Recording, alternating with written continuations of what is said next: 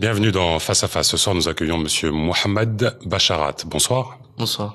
Vous êtes l'imam et missionnaire, de la confrérie musulmane Ahmadiyya, c'est bien ça? C'est bien ça. C'est quoi être musulman? Être musulman, c'est être en accord avec ce que Dieu veut de nous, ce que Dieu dit dans le Saint-Coran, ce que le prophète de l'islam a fait pendant sa vie.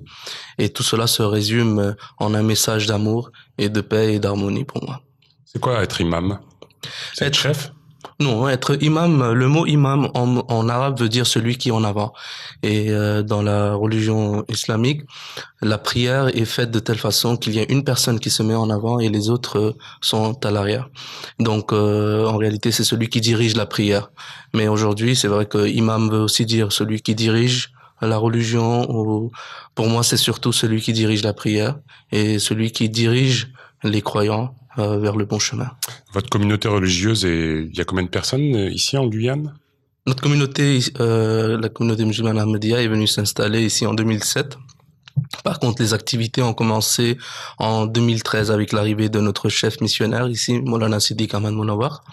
Et depuis, on est plus d'une cinquantaine de personnes. Alors, c'est un mouvement qui est né en Inde en 1889, qui fait de l'expansion, on va dire, qui s'installe partout.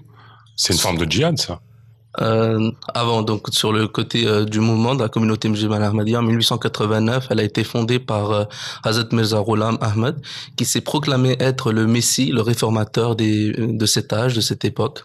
Il faut savoir que les musulmans attendent un Messie, un imam Mahdi, et notre communauté croit, et ce réformateur, Mirza Ghulam Ahmad, a proclamé être ce Messie. Donc il y a le prophète que les chrétiens appellent Mahomet, et maintenant vous croyez au nouveau Messie qui est à l'origine de votre confrérie. C'est exact. Donc c'est chiite ou sunnite? À la base, on est plus proche du sunnisme. Mais en tout cas, en islam, après le prophète de l'islam, il y a l'attente de la venue de Jésus.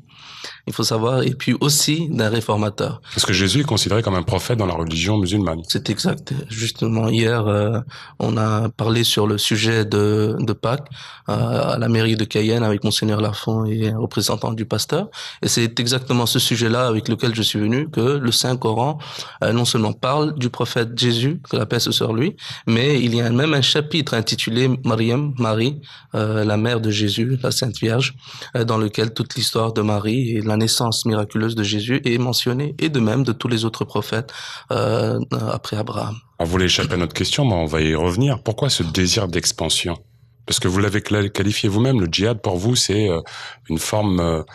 Allez-y. Donc il y a déjà l'expansion, ça c'est tout à fait autre chose, et le djihad. Le mot djihad, je ne veux pas m'échapper comme vous le dites, plutôt je voulais prendre plus de temps. Et voilà, donc le mot djihad en arabe veut dire jahada, vient de la racine jahada, qui veut dire lutter pour ou contre quelque chose, tout simplement.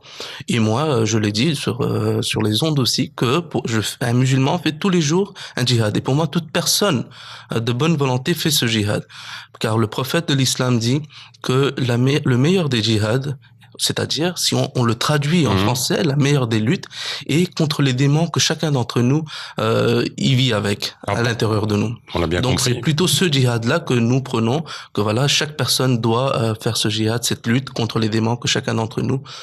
Pourquoi ce désir d'expansion? Donc c'est pas un désir d'expansion, c'est plutôt de ramener un message que nous croyons être juste vers le monde entier. Et ce message se résume dans notre slogan que nous présentons dans le monde entier: amour pour tous et haine pour personne. Donc c'est vraiment avec ce message-là, avec ce slogan qu'on y va dans le monde entier. Et c'est vraiment pour cette bonne raison que le réformateur premier a été envoyé par Dieu pour ramener aujourd'hui sur cette terre un message de paix. Et la Guyane, votre message passe? Ça commence. Vous n'avez pas du rejet par rapport aux événements actuels? L'amalgame musulman, intégriste, salafiste?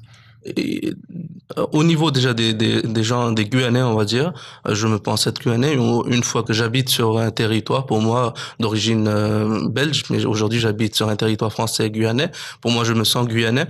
Vous avez des remarques ici un peu de ce genre? Il y en a, mais très très rares. On est quand même, c'est vrai qu'on est sur un territoire français, mais on est quand même loin de ces événements. Il y en a, je ne vais pas mentir, mais c'est pas les amalgames ne sont pas faites de la même façon qu'en métropole, je pense. Est-ce que ces terroristes qui se réclament de l'islam, vous les considérez comme des musulmans?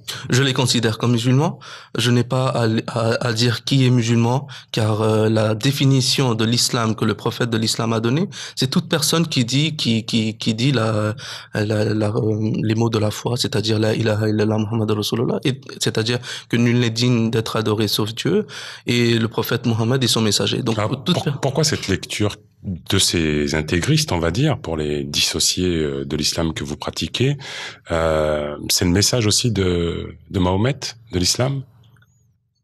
C'est une forme de message? Le message du prophète Mohammed, comme je l'ai dit et je le répète toujours, a toujours été ce que Dieu lui a dit de dire. Et Dieu parle de 114 fois dans le Saint-Coran, qu'il y a 114 chapitres, et 114 fois dans le Saint-Coran, Dieu se dit être un Dieu de grâce et de miséricordieux. Et de même, Dieu dit au prophète que dit à ces gens que tu es une miséricorde pour ces gens. Le prophète de l'islam a toujours été une miséricorde et une grâce pour les gens. Jamais il n'a prôné l'intolérance où il y a bien sûr une histoire derrière les événements où il y a eu des guerres, etc. Mais en passant ces événements, si on ne regarde pas le point de vue historique, on ne pourra jamais comprendre. Il y a une mosquée ici en Guyane? Il n'y en a pas encore de mosquée, mais des lieux de culte, oui. Comment vous financez? Nous, notre communauté est totalement autonome. Il n'y a pas d'aide publique? Non, aucun. Nous, dans le monde entier, nous n'acceptons aucun fonds public, aucune aide. En France, c'est vrai qu'il n'y en a pas, mais on peut prendre l'exemple, par exemple, de l'Allemagne aujourd'hui, qui a reconnu dans l'État de Francfort, etc.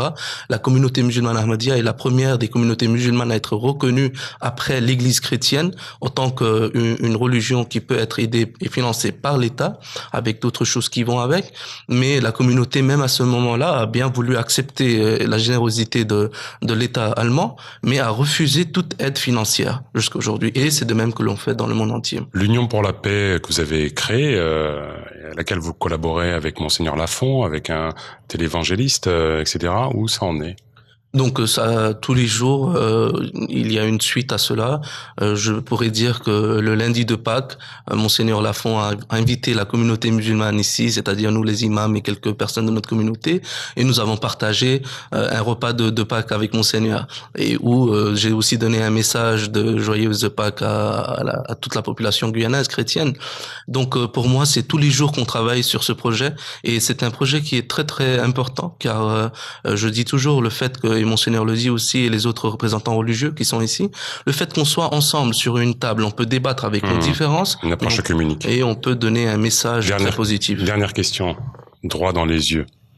Vous tombez amoureux d'une femme qui, elle, est chrétienne. Vous pourriez l'épouser? Vivre avec elle? Je suis tombé amoureuse d'une femme avec laquelle je suis marié, avec la grâce de Dieu, et bientôt 2 enfants aussi. Donc, prenons le cas si et seulement si j'étais tombé. Le cœur a ses raisons que la raison ignore. Bien sûr. Donc, on peut tomber amoureux de qui que l'on soit. On ne regarde pas la religion ni la race. C'est ce qui est l'amour. Et puis, si c'est le cas, bien sûr, pourquoi pas. Pourquoi pas.